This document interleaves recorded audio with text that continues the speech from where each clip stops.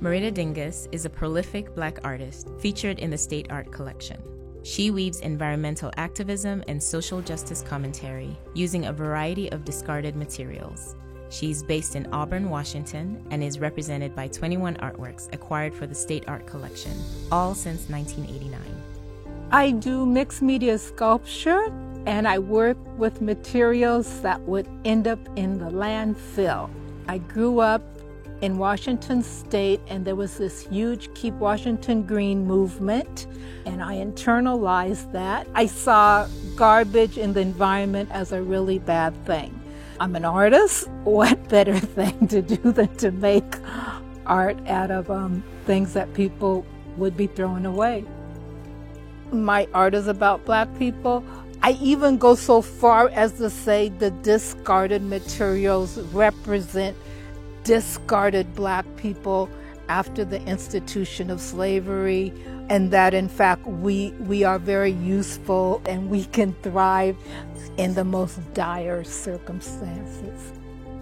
My favorite piece is the one at Seattle Central College called Recycled Child, and it's a squatting child who's 15 feet tall. So imagine a squatting child 15 feet tall. I would have gone bigger if I could have. I have these very naturalistic hands and feet and face, and then I have this very abstract body made out of old computer parts and Lord knows what else, broken cell phones and all kinds of things. So it's kind of a merge of my favorite things, which is doing very naturalistic, realistic faces and then abstracting the body. The Dancing Spirit series, they're made of wire and found materials. They're life-size.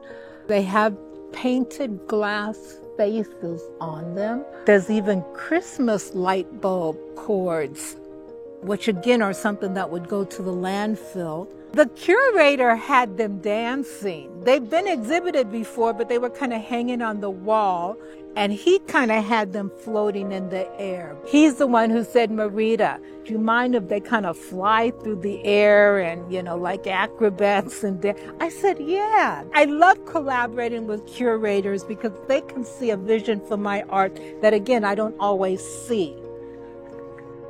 I remember drawing up designs and presenting the designs to the architects and to the school. They liked the idea that I was going to use pieces of the old high school because it was a remodel. The chemistry lab doors were cut in the shape of these four ancestors and then painted, and then they were decorated with the fire alarm box covers and the electrical outlet covers and the push bars for the old doors.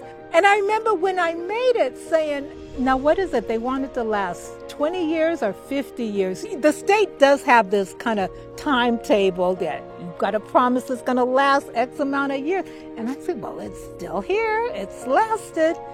I'm so glad the piece has held up and it still looks good.